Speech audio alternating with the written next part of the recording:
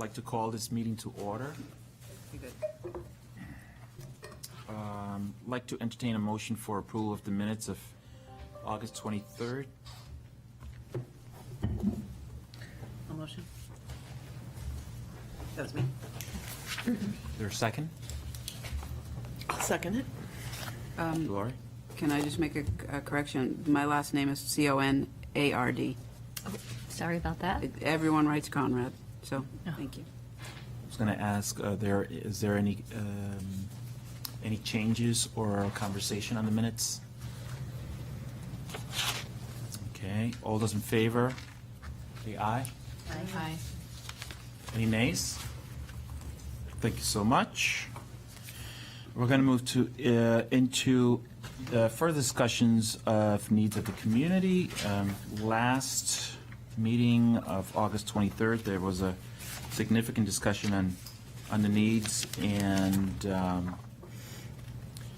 would you mind putting out that document that what I did before coming here today was I took your comments, the folks that were here at that meeting, and tallied the community needs based on your comments, and that's put them up on the screen, just so that you have a visual of where the at least during that conversation the majority of the need fell.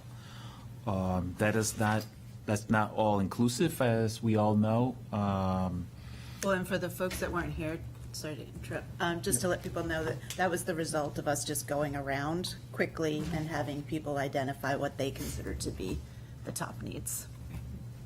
Right. So I think we certainly can have further conversation on that, and maybe that'll spur some conversation based on what's up there.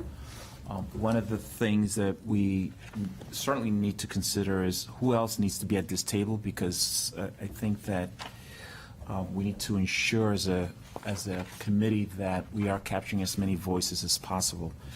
So I'll stop there and see if there's any thoughts you guys may have. There was one question from the minutes that we wondered how the 12.88 was spent, and that amount was someone was going to send it out with the meeting packet, but I don't think Oh, we got then that. that's something that I owe. Right, and .6 on the minutes, I'm just rereading now. It said Sharon, but it should say Karen. So Karen will send that out. That's my apologies. So I was wondering who Sharon was. Mystery solved.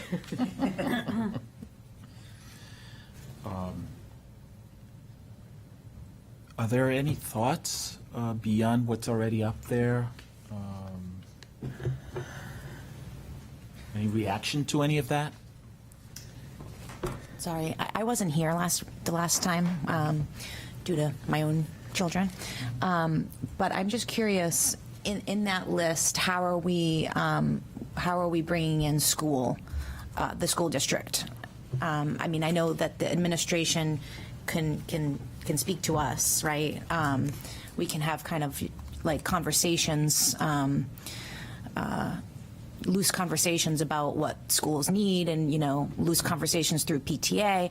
But are we going to have a formal meet with administration, or whether that's the superintendent or the principals or the school board or guidance counselors, to see really needs that they see? Like, for instance, the district just hired an outdoor education person, which is amazing, which is like a huge step for the district. The Portsmouth in general has been kind of moving towards more time outside and outdoor education and things like that, and integrating that. But that's just one person. So I'm curious, like, for instance, maybe what do the schools need surrounding that? Do they need transportation? Do they need equipment? Do the kids that don't have the clothing or the materials, in that regard? So I think that somehow we need to bring in the school in a way where we're not putting more on their laps and asking them to do more, but just kind of seeing where we can offer help. And that did come up. It also came up in having someone from the superintendent or somebody come speak about how they're spending the funding that they received as Right. well, to kind of see where there might be opportunity for this group to make some recommendations around school needs Right, as well. right. And I think also, even if the schools don't per se, like, need the money specifically at the school, they may have a broader idea of, like, where the money could go, too. I just think that we need to pull them in because they see all children. So I'll So- just say, since I do work in the schools, I agree with you, and I think I reached out to Margot Peabody on the school board, just because there was a conversation about ESSER versus ARPA and how we're spending ESSER. And I've tried to look through the minutes as well, and just to understand that process, and I haven't heard back, but just to try to understand, they're having similar conversations, it sounds like, but where they're talking about needs, and then they would kind of have to be put forward by the school board, but I think that is something to think about too, ESSER money, which was school versus ARPA, and then when do they collide into school? But yes, we're also saying, transportation or childcare needs as well. So I don't know the answer to that. I did have a chance to meet with Zach McLaughlin, the new superintendent, just to tell him that I was here and if he ever wanted to kind of send information this way, but I don't know if that's something that he maybe would come to a meeting, and I'm happy to reach out and ask him that. Transportation was an issue, and he's also mentioned that on all his PTA parent things about the Gundalo, and I know that, and that's why I spoke to that last time. But I do think that there's some, I don't know, and I don't know, Karen, how that works, city, school board versus this, and who decides what, but ESSER, ARPA. It's a good question, if I may, through the chairs. I think it's one that we could work out, this is going to sound cryptic, let us work out the mechanics. I think if this group figures out globally or from a philosophical point of view how they think they want the money spent, and they get support for that in concept from the school board, and then we could also ask for the same from the city council, then administratively we can figure out how to do them. Pot. Yeah, Okay. exactly, because there will be, I would imagine there may be some things for which both pots of money are considered. Right, yep. And you don't have to become masters of ARPA administration. You just need to guide us in what you want done from a policy perspective, and then we can implement it. Okay. So I had spoken to Erin Lawson at Little Harbor and Joanne at New Franklin. And because isn't Don Darrow the school that got the outside outdoor education person last year? They One- started some programming last year, and then they have Right, the so whole they district have has it. all of that outdoor person at that building has all of the stuff that make the equipment, whatever it is that you need for equipment. And Little Harbor and New Franklin don't have any of whatever the stuff is that you need to make that person successful without having to transport everything around. Not that that can't be done, I'm sure. But I know that Joanne said, when I talked to her and Erin both, that supplies for that person to work smoothly at Little Harbor and make the most of their time was paramount, and transportation, and the simple fact that apparently last year, everybody got free breakfast and free lunch. Yep, There last wasn't 2 a, years. the 2 years for COVID. COVID, yep. And so now they came back to school last week, and the kids didn't know that, the kids who maybe would have paid prior didn't know that all that was in effect, so they were concerned that whatever that paperwork that needs to get done will get turned in smoothly. They just don't want kids to not have food to eat. I mean, I wouldn't want that either. So I do think that the schools have specific things that they really want, but don't really know to go here, to go there, to how to do that smoothly. So that's a voice that needs to be brought to this committee, Right. and how we Somehow. bring them here is a question. But other than the schools, what other organizations or communities of practice are we missing from this conversation? I mean, one thing that comes to mind is the arts. I mean, is anybody here representing the arts? Well, don't forget, they have their own. They have their They have their own. group. Yeah. Yep. They have their own group. Oh, yeah, someone came last week to talk about that. I think, if I may, the Seacoast Public Health Network would be beneficial.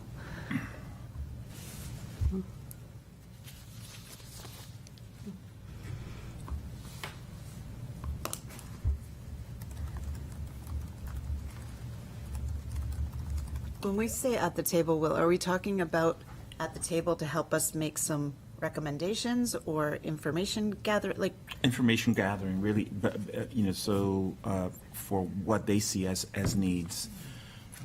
Because we have a representation around the table, but are we covering all the voices, the different groups or organizations or communities of practice that we need to hear from, so that we can make when we go back to the council with recommendations, that we can say we included as many voices as possible.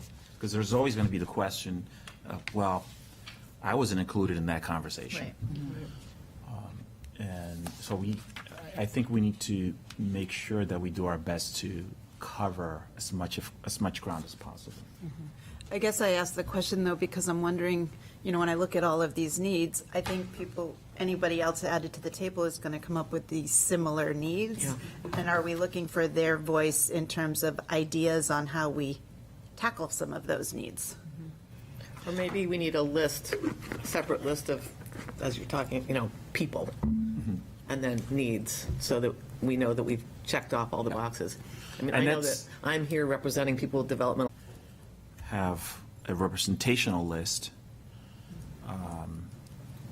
But I also, to your point, Kev, I think that even if we bring more people to the table and they confirm some of those things up there, or maybe add new ones, that it will help us in terms of making a decision about recommendations, right? So if we, let's say we have 10 more people come to the table and say, oh geez, the transportation, mental health, childcare, whatever the need is, they add to those numbers, then we can say, we're pretty darn sure that we talked to a lot of people, and a lot of people said those are the needs that this community has. And so that's my main point about that. So Seacoast Public Health Network, is that organization, I'm assuming that it covers other areas outside of Portsmouth? So Yeah, right? Yeah, Rockingham County. Rockingham County. So this is a question for you, Karen. In a case like that, I mean, this is Portsmouth centric. So would that organization be someone we'd want to talk to, given that it's more broad in scope? I think the answer is absolutely, and the question is, how do you refine the ways you can help groups that have a more regional approach? Because some of you represent individuals and needs that are outside of Portsmouth but relevant to Portsmouth. So we're going to have to parse that out. We're going to have to figure out what can be done at the individual community level with ARPA money. Is the county doing something? And maybe I don't know who to hear from the county. That speaks to the more regional needs that wouldn't get us all tripped up in boundary lines, Because certainly these needs know no boundary lines, but in an artificial way, we need to support Portsmouth folks with the Portsmouth resources. So And that's, I think the public health networks, when they do their CHIP, they do pull Yeah. out towns. yep. So that might be useful. I just don't know how outdated it is when they did the last CHIP. Well, and I think it would be helpful to hear from maybe Kate, one of the commissioners, about how Rockingham County is spending their $60 million that they got in ARP funds. I I know think some all of of it, these but- are great, but boy, we're running out of time. I know. And I feel like we need to prioritize these things and get data to back them up, I just think we have just a few more months, right? Well, Did you make this list? Who made the list? I did. I made that list based on the last meeting's Okay, with comments. summary. Okay. Yeah. Okay. Just to give you a sense of Yeah. where the need fell. That's half of everything I've listed on, of this past week again, so most of that. But one of the things I don't know if this would work, folks, but people wanted to know, how do you strengthen our community? I talked with a number of people, and several people know that You have to people I've speak into known the for microphone. many years. Nancy, grab the microphone. Oh, Speak grab the closer. microphone? Oh, I'm not speaking loud enough. a recorded meeting. Is to have like a public forum at the library about this issue and invite different people to give little presentations about some of the needs in the community, and then you break it down to have a discussion, which, I think we could host a forum at the library. It's like $50 to rent the room or something like that, because I've done that so many different times. Well, we're a task force. We could get out of the room rental fee. Don't let that hang you up. But a number of people I've spoke with who know me and that I've been around doing things. My background is in public health. And they suggested things like, you want to involve more citizens and hear what they have to say and what their thoughts are. How about hosting a public forum, like a discussion at the library? So how would that be different than the city's public input session next Monday night? Monday night, yeah. I'm thinking maybe more people would come, but maybe not. But the one next Monday night is Open. Is open, yeah. Because we talked about how that might be a great information gathering of what some of the community members are seeing as the most pressing needs. What are you calling the thing next Monday? I It know is it's a work cities. session that the city council is hosting, and the subject Okay. is ARPA, the use of ARPA money. And you, Oh, it's about the money. Yep. correct. And I think it would be a good experience not only for this group to come in and mention that you're here and what you're trying to do, but you can also learn about other interested parties and how they would like access to some of the ARPA funding. Can you remind us of the time Sure. and the place? It is Monday, September 12th, 6 PM here in the council chambers. If you aren't able to. September 12th. Correct. Yeah. If you aren't able to come in person, you can sign up for Zoom, and 6 PM, right. Monday, 6. And we talked last meeting about how it would be great for this group to be represented by one or two spokespeople, but that also a show of force of task force members to the extent that's reasonable and possible is great. And my role, among other things in these meetings, is to moderate the Zoom, so I can identify if you're in the Zoom list. I can mention that you're there as part of the task force. So it will be in the big room? Yeah, okay. I just I had, just wonder how many ordinary folks, like I'm talking about ordinary folks, meaning going in different neighborhoods, talking with people, would come to something like that. That would even know about it, you know? That's always an issue, I think. I think that's always the issue, is getting people Yes. to the meetings. Yeah, yeah. Mr. Always. Chairman, I think Amber had a I question. just had a question. The group that Whitney just brought up, would that include, that Seacoast group, will that include child therapists? Because that was another thought, like, if do we have representation here for Families First, or child psychologists, psychiatrists in Portsmouth, because I think they can have a good read on the needs as well. And then the other person or area I was thinking was the rec department. I don't know if Todd Henley may be a good voice to shed some light on things that he sees families needing as through the recreation, because the recreation department, I think, is like the part of the city where it's families are able to get into those programs pretty reasonably priced, and from there things kind of go up in Portsmouth, right? So the recreation department offers kind of like free things or low priced activities. So he may have a view too that we might want to listen to. If I can add that Todd's list of things that he's identified from a programming perspective have been part of the city's larger list that we're working to refine to make sure we have sort of the latest and greatest. Some departments may have had some needs met through the budget or through the previous ARPA authorizations, but you bring up a good point. Todd's requests that remain that might be ARPA eligible will be a part of what we present on behalf of the city. Okay. But good thinking.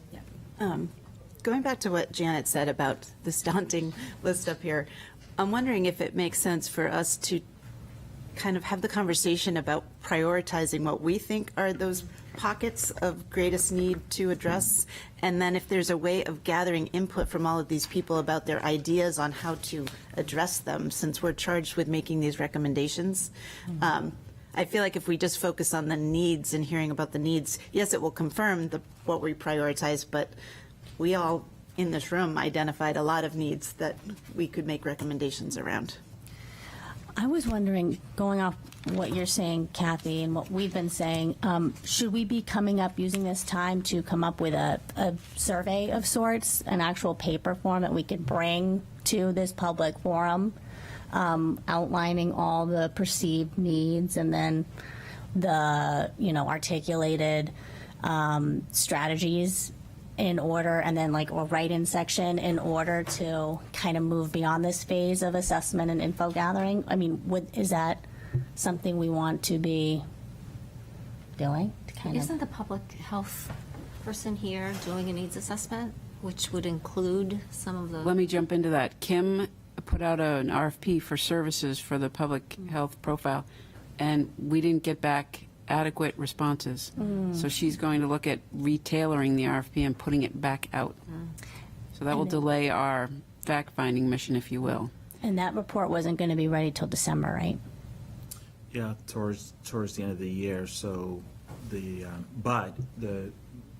I did have a conversation with Kim last week, and to add to what Karen said, she is concerned about it. Obviously, she wants to feed us as much information as possible, so she'd be willing to come back on a regular basis and just provide information as it becomes available.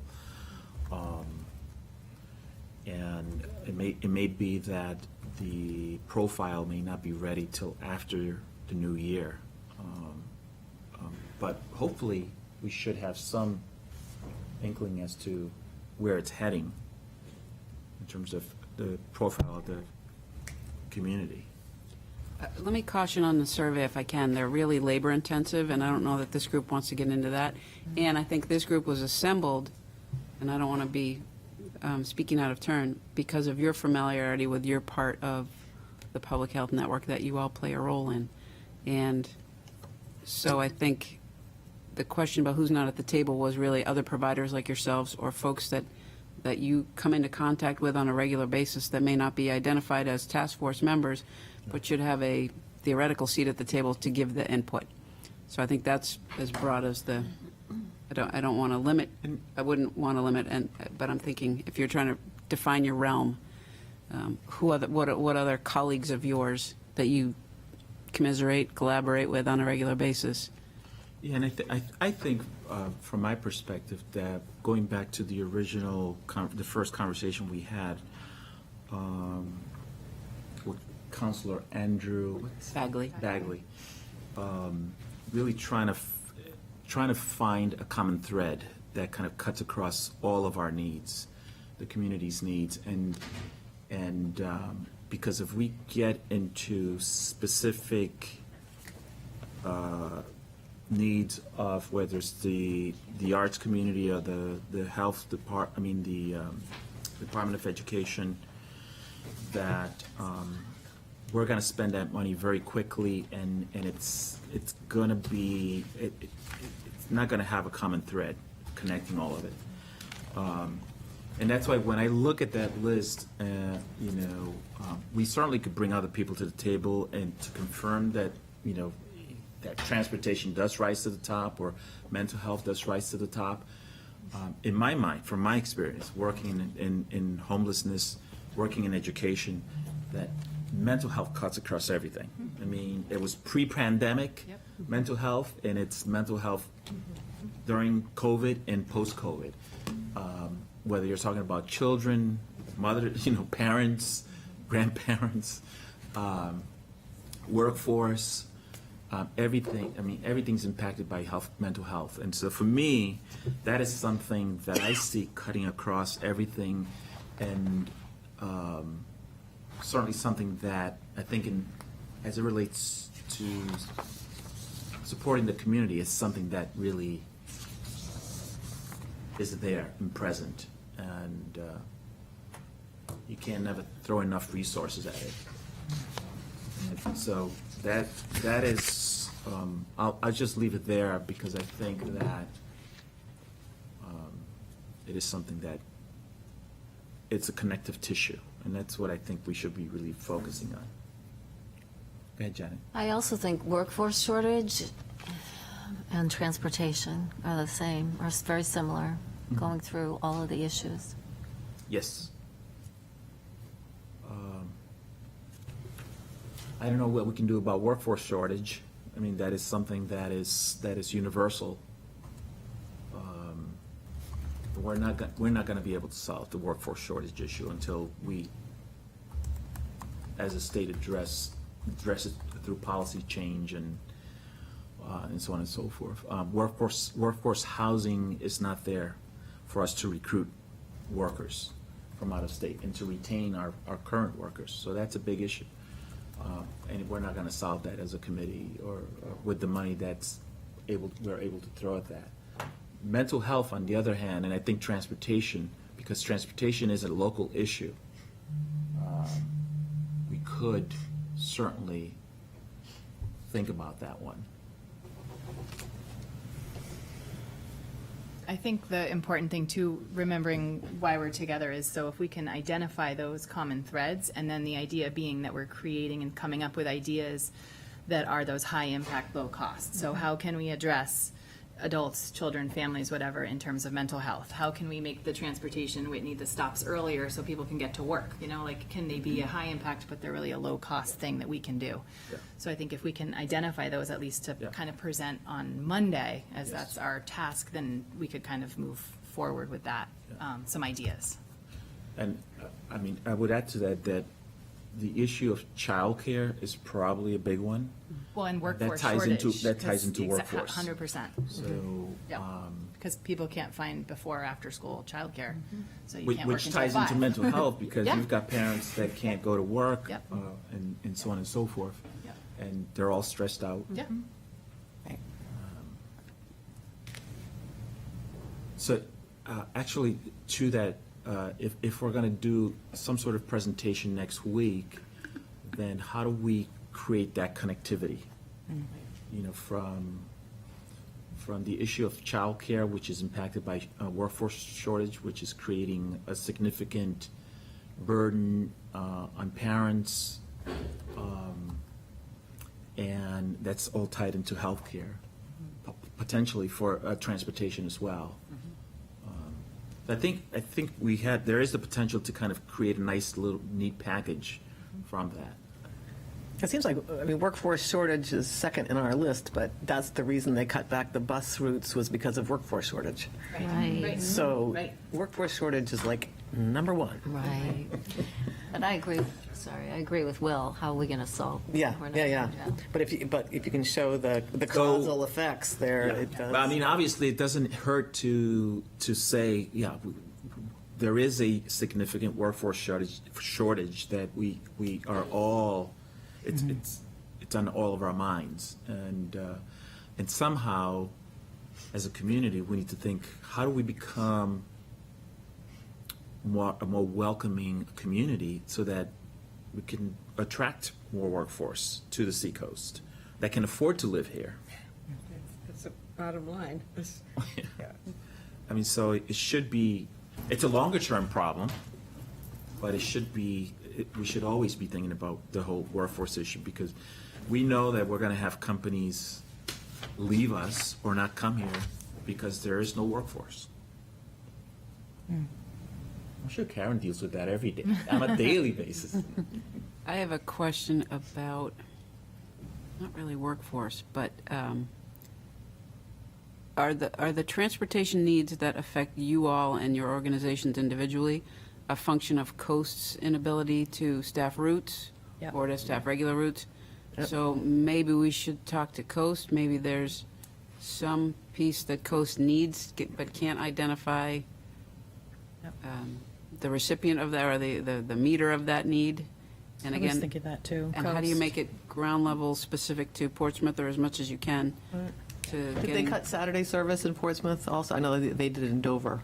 Do you know if they cut it? Because if they just brought back Saturday service.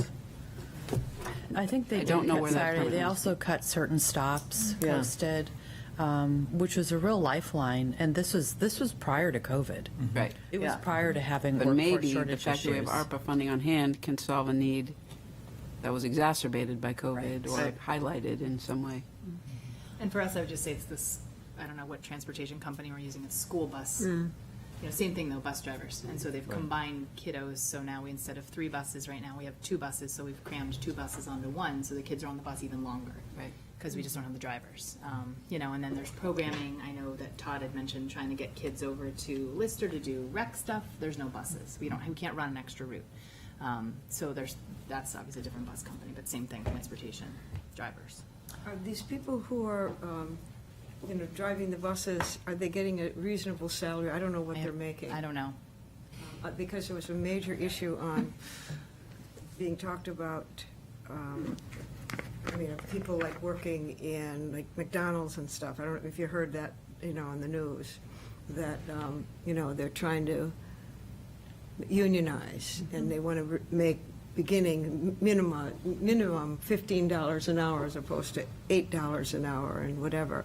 And I wonder how much a bus driver makes and what are the benefits that those people get. Right. I think that's a major issue with a number, why people are quitting. Not only the, how difficult it is, like working at the hospital with so few workers, stuff. I've talked to so many different people, it was frustrating, that they would just as soon not work than to work under the situation, the circumstances that they are working, but they have to because that's their only way to live, I think if we look at transportation, we need to look at it creatively, and what, for example, Medicaid has done, they pay family members and friends who take them to appointments. So maybe there's people that are retired or want to volunteer and get paid for that, so whatever the stipend is, to sort of get a pool of people. And maybe that pool of people goes to Coast to sort of manage, to give them additional workforce, but also to give some people that aren't working or want to volunteer but make a little money, just a little extra. That might be low cost versus trying to bring the bus out that's half full and pay the high gases versus sort of helping the community people who want to make some money. Now, the other thing is that we're spending temporary money. Exactly. So what we want to do is look at system change that's going to have longevity. Yes. So Really is a big anything question. we do, we need to make sure it's going to change Portsmouth for the better for the long term. Right. Even if it's just sort of providing us with a role model for how Right. this How works. could it work? Right. And maybe we should be including someone from Rockingham Community Action or Housing and Urban Development. Just so that we can connect the transportation piece to the housing. Maybe there's something, a solution there, either some kind of rental voucher or a quick expedited rental stipend, because I also have heard that a lot of the bus drivers are struggling with being unhoused. So they're reporting to work, but, maybe there's something there we can help with. Well, actually, this is probably beyond this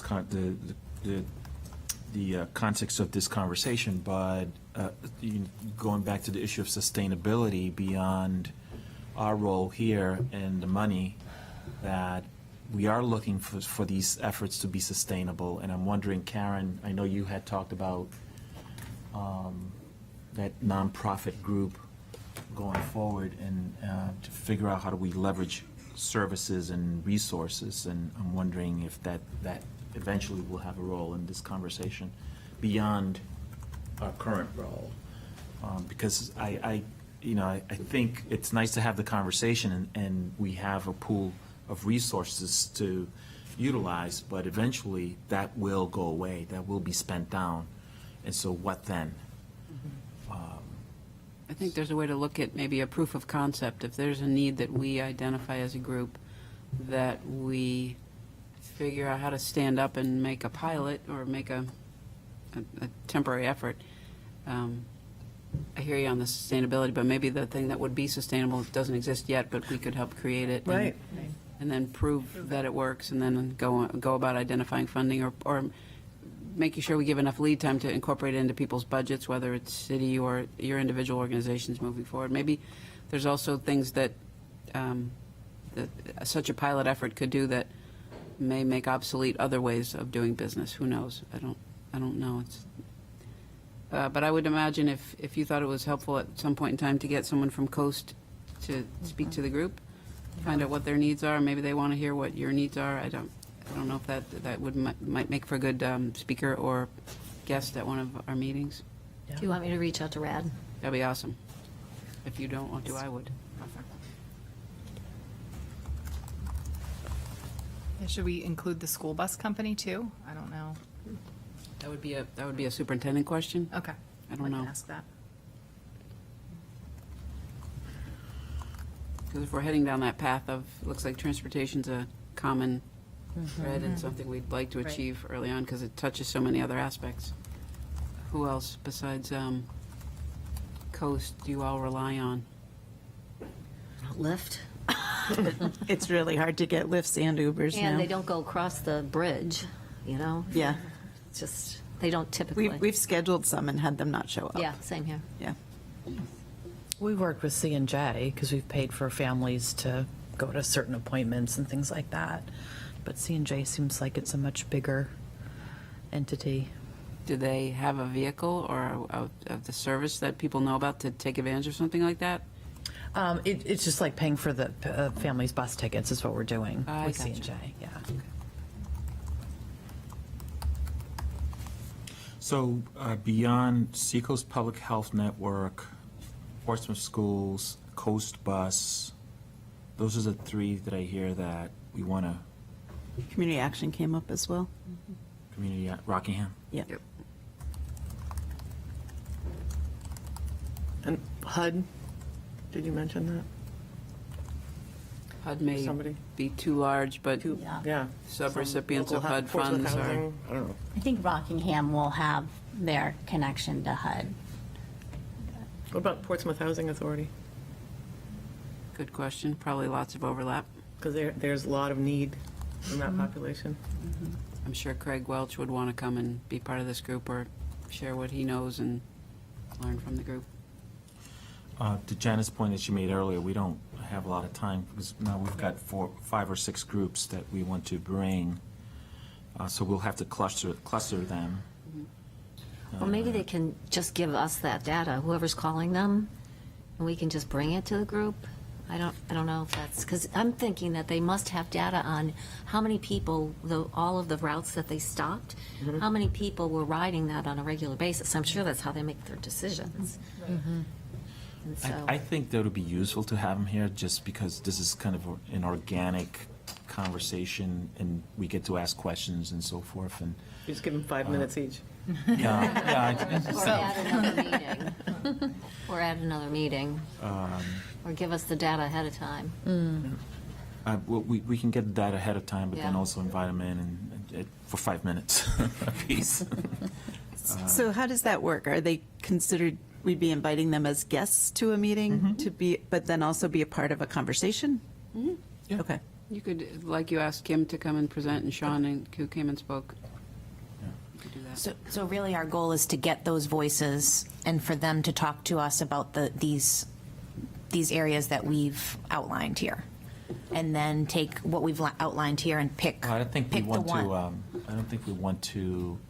I don't know what is it, the word tarnish their conversation or their presentation with us giving them a sense of what we've seen. Maybe just let them Ask it. present to us. Okay, we're a committee collecting Right. information on the community needs. What Right. do you see as transportation from a Coast Bus perspective as your community needs?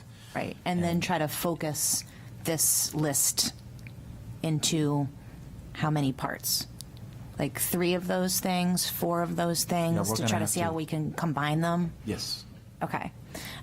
What's the And common I thread? don't know if anybody else is like me, but I have like all these ideas, right? And I've had them all along, and I'm sure everybody here has that, right? So I'm just excited for the part where we can, okay, we're going to do mental health. So what are all your ideas, and maybe how they're connected to food insecurity? So I'm just wondering when we're going to get to that point. So what I'm hearing is that we'll have those voices give us their thoughts and what they see as needs. Then we're taking this list and really focusing that down on set topics. And then we can bring our own personal ideas in. So, Amber, are you speaking in terms of the meeting next Monday, or this group in Just general? this group. This group in Just what we're general. doing here. But right, how the is that going to purpose. be done next Monday? Because that, I think almost what you're saying should also be what's part of that, discussion, open discussion at City Hall next Monday. Well, next Monday doing that? is a work session put on by the council. Staff will present, and all groups that are interested in the remaining ARPA funds are invited to come to hear the presentation, to listen to the questions that the counselors speak, and then to provide their own public comment at the end. Will this be shared with them? Only if the powers that be decide what will be the few things that are mentioned that the task force is working on. So I don't see it doesn't have to be a presentation, it's just somebody coming on behalf of the task force saying what we've done so far, we've met so many times, this is about where we are, we're making sure we are collecting. So someone will present that additional- next Monday. You will, or somebody here? Not me. I'm a researcher. No, We we'll got- just, That's part of what we need to figure out. decide. We need to decide and we can today. just have Yeah. public comments that somebody makes. I don't think we need a Just a check-in. presentation. Yeah. So I have a question, though. Who's going to reach out to Seacoast Public Health Network? I can. Okay. And then what about, you're doing Portsmouth Schools? Yep. Okay. Rockingham County Action? I don't have a contact there. I can see if I can I don't know anybody there anymore. reach out to them. Portsmouth Housing Authority? I can do that. Post bus. That was Janet, I think. Yeah, that's rad. Yep. Okay. All right. And if you. And depending, sorry. Oh, no, go ahead. I was going to say, following up on Amber's piece, depending on how they get scheduled, I don't think it has to be that we have to wait to hear from like we can, if we could have several of them at a future meeting, that would be great to just get as much information as possible. But if only one can come to the next meeting, then I think it's worthwhile for us to dive into some of these and start hearing some ideas folks have about. Great. Yeah. Because I want solutions too. Yeah. I think you're starting to organically Cooking it up. break off into subcommittees or working groups that consider the items in different buckets. It sounds like there may be as many as 3 buckets, or maybe you refine that to a different number, but who knows? Okay. That helps it be more clear for me. Kind of thinking big picture.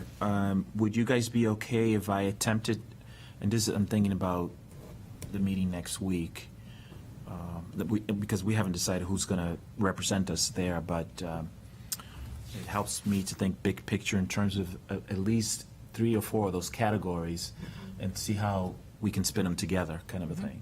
Yeah. I will have to do Zoom because I have a meeting right before that, so I wouldn't be able to travel.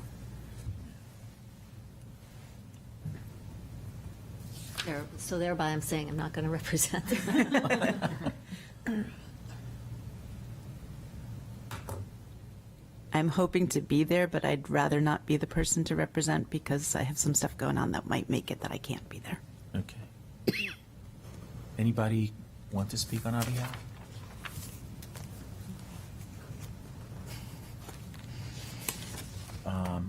I'll be there, and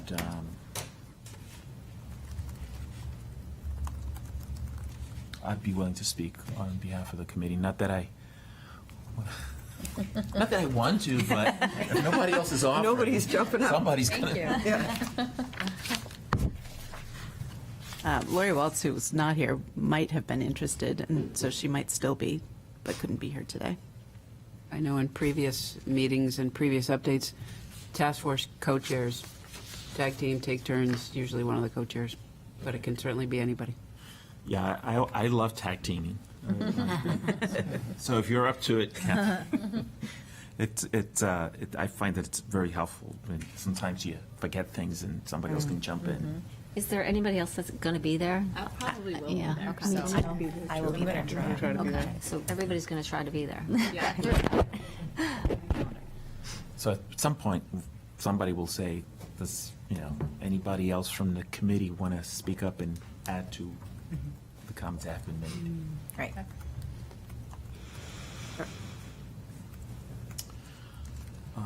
How is this being shared for the community, the the meeting on next Monday?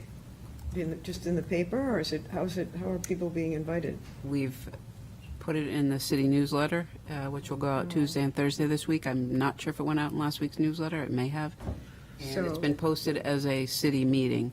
So it's been posted at the library and here and on the website. It's on the bulletin board at the library, right? It should be. Okay. Yes. All right, I'll check it out. Right. Is it available any other way that, people in different, parts of Portsmouth will know that's happening? If they're attuned to the website or the newsletter, that's, Not of people I've spoken with, that's not going to be the okay, case. well, let's get them to sign up for the newsletter then. I don't know what to tell you, Nancy. Yeah.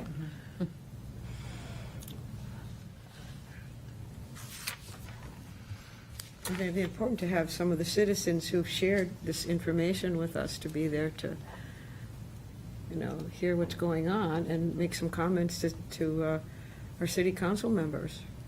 I think it's incumbent upon the task force members to get the word out to your circles of friends and colleagues to invite people to certainly participate.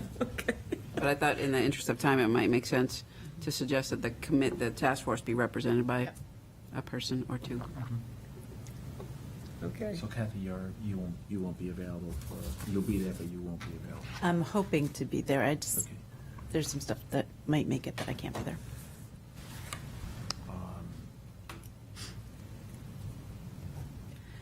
I mean, should we fine tune, regardless of whether it's you, Will, or if I am able to be there, what we actually want presented at the meeting on Monday? Well, my understanding is that it's public comment, and so, I think we've got sort of our top four anyway, that were, I mean, it's fairly simple. It'll be a couple of Yeah. minutes, like Karen said, in its introduction. We're meeting as a committee. We are still gathering information. These are some of the things that are rising to the top Yep. as potential areas of additional information gathering and And how some are connected yeah. and go hand in hand. And that we've tried to, address all the different populations within the city, but if we've missed any, please let us know. Right. Yeah. We meet every other Tuesday at noon. Yeah, These meetings are exactly. open. Yeah. I want to make sure this sounds and lives as inclusively as it should. Right. And repeating for those who may not remember, the charge of the low-cost, high-impact solution and some recommendations that can be supported in upcoming budgets and things like that. Yeah.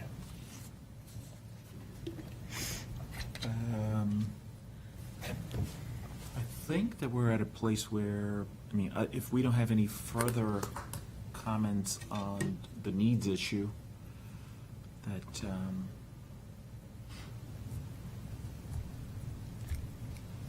we can adjourn. If there are no other. So, Well, we have to make a- Except, I was just thinking, I would just love a 5-minute discussion of people's cool ideas. Just because I don't know. Yeah. I don't know, and I'd love to just hear some, if that's okay with people, if anybody Amber? has some great ideas. Well, and also for the upcoming meetings, are the people reaching out, trying to schedule? Like, how is that happening? I'm going to, if we can try and get them at the next meeting, as soon as possible. Yeah. So we have 3 meeting dates that Right. you can post, that you can put in front Right, of people. I'm pushing for the next one. Okay. Right, so for everyone's benefit, the next 3 meetings are September 20th, October 4th, and October 18th. 20th? October 4th. Okay, and- October. And October 18th. Right, October 18th.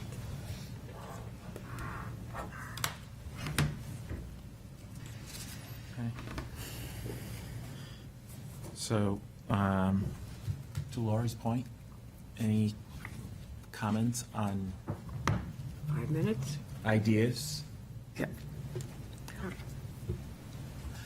Well, I mean, when Andrew kind of had, what spearheaded Andrew doing this was Abby's program that she had kind of started at Little Harbor. And so when you think from that perspective, there's, you know, I was just thinking even about the food insecurity and fresh food and how that ties into mental health. You know, we have all kinds of great places like Gather, Red's Food Truck. How could we get you know, Portsmouth kids eating healthy, fresh food? You know, something like that, or the outdoor ed piece. How can we make that equitable? How can all the kids in the city get outside, and that improves mental health? And how can we get them with the right equipment? Those are a couple things. I'm sorry, Evie, what's your program? So I started a program called the Sunrise Squad at Little Harbor, and it was a grant that I got from the Clipper Foundation. And so I started in the mornings before school when kids would come in. We would have kids come and do different activities, really targeting kids with higher ACE scores, so those adverse childhood experiences, and have them come in and engage with different teachers, adults that were there. We had kind of K through 5, so you know, our bigger kids with our little kids, doing different kind of activities. And then we also invited community members, so the fire department would come in. We've had some city councilors come in, and just to try to work on that mental health, create those buffers and create those trusted adults for kiddos. So Andrew came one time on a ride along with the fire department, and so he was able to see that, because just being that low cost, high impact, these kiddos are getting that part of their day with these trusted adults. Breakfast was served, all of that piece, you know, and the grant was for $2,000. So something like that. And as Karen said, it's one of those things where I started it as a Clipper grant, but now the school is like, oh, well, we can't let this go away, you know? So to the point of, if we start these with this money, the money goes away, but if it's successful, that hopefully people see the value, and somehow we get it in the budget. So that was that program. So I have, of course, ideas too about on the other end of school when we talk about childcare. I mean, school gets out at 2:30. So if you're a working parent and you need something until 5, you know, how great would it be if we could provide kind of that idea at the end of the day? We have, you know, academic slide from COVID. Can we have tutoring with social emotional learning skills, transportation so they can get home so parents don't have to pick them up? But all of, you know, so that's kind of my idea of programming, but also equitable, so it's across the 3 schools, because we have it at Little Harbor, but that's just because I happened to reach out for a grant. So really making something equitable. Could it be city run? And that's where that ESSER, ARPA, I don't know, comes together. The rec department, could these kids also be doing rec department activities? But those are some of my thoughts. And then food, I'm like, oh, could they also have a dinner there? Or could it go home with them, right? Because that would be one more meal that they could have if we had them. And so those are all thoughts I have. So I think the mental health piece is a great temporary great way to use temporary money, because you can do pilot programs and see if it improves things, and then find other sources afterwards. Right. Is this just a special program for all? Any of the children could participate in it, or just certain? At Little Harbor, yes, the Sunrise Squad. Yep. Okay. Yep. So are there any other, like, schools, like, I've helped out at New Franklin, you work at New Franklin? No? No. Somebody? I used to work at Little Harbor. Oh, I wonder if New Franklin has a program like that. And wasn't there an article in the paper last week that they had the free, you know, food, the children could eat, all children could have free lunch and stuff, and now that's not going to happen this year. Yeah, that was a COVID federal program, Yes. so all kids could have that. So that's now- going to affect a number Yeah, of children. now you have to qualify and fill out paperwork to make sure that Right. you have that filled out.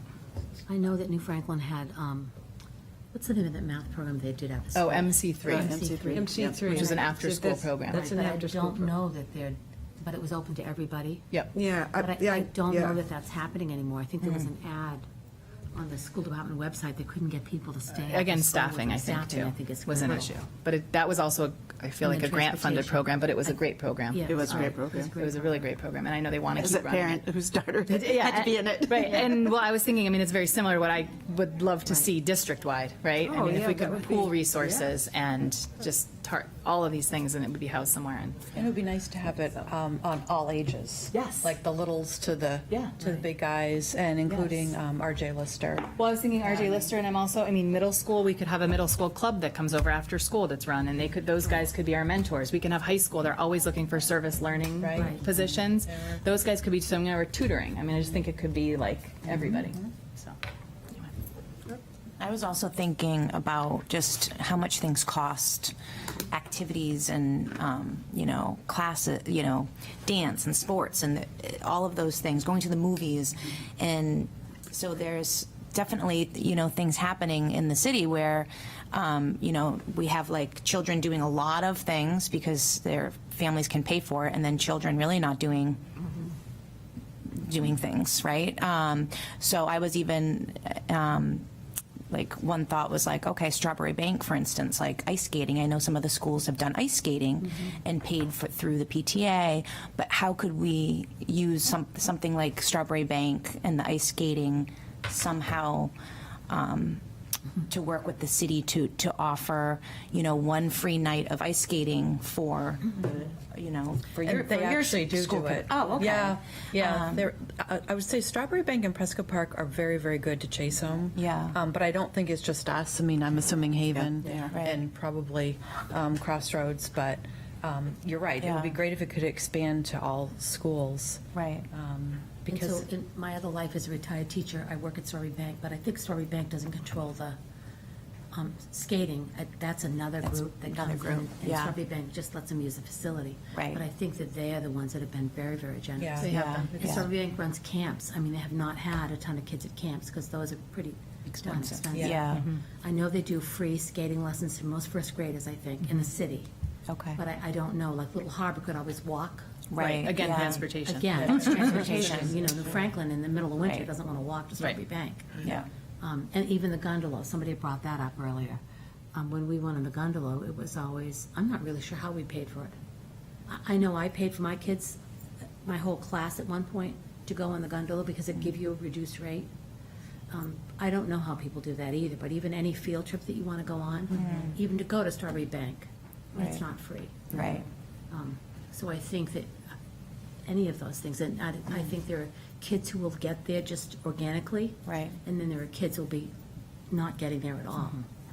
Right.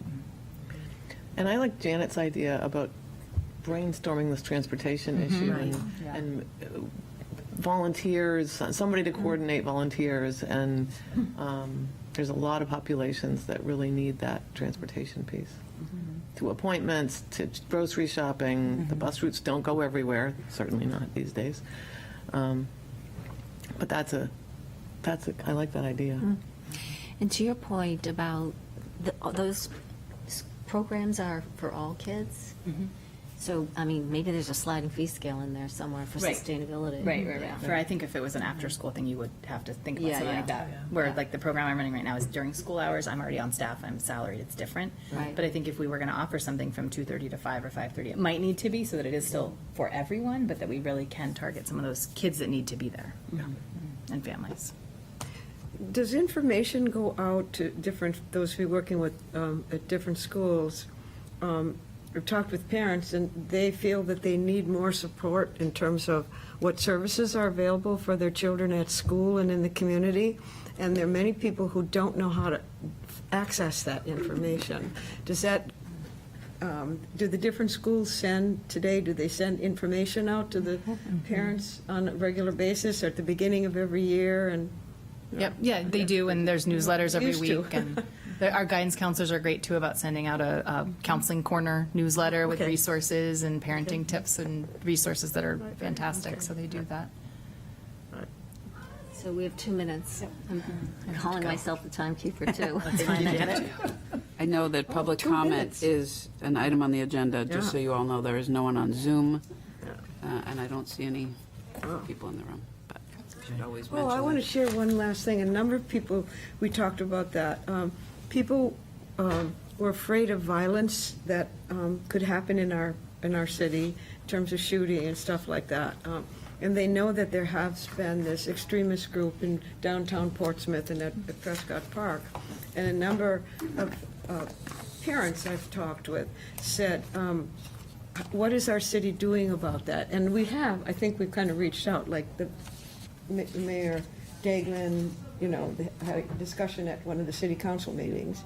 And then, obviously, people have the right to free speech and stuff, but asking them not to express hatred and bigotry and stuff. And I think I've seen a little bit of a change, because I've seen a lot, and I've tried to talk with the extremist group a couple of times, and the one that's down by Prescott Park. I just go up and try and have a peaceful conversation about what they're doing, and they are, no matter how peacefully you are asking them questions, they respond pretty much with anger. If you ask them questions, well, what do you think about this, or have you observed this, and they dismiss any of that stuff. And there were parents walking by one time when our mother and her children, and must have been an uncle or something. And then they stopped me as I'm going back to my car and say, why are we even allowing this in the community? I don't want my children to see these signs and stuff. And some of the signs using the F word, you know that. And there was some very, very strong hateful messages and stuff. And I think the good change, the little bit of change that has taken place, is We gotta because close the meeting. yeah, it's because our mayor and folks like at city council have been speaking out about no hatred and no bigotry. And I wonder if that gets talked about at all in the school, like with middle school and high school students. Is that happening at all? I would assume so. I'm not in middle school or I high school, assume so. but yeah. Okay. There isn't anyone from a high school, No bullying high school allowed. here, right?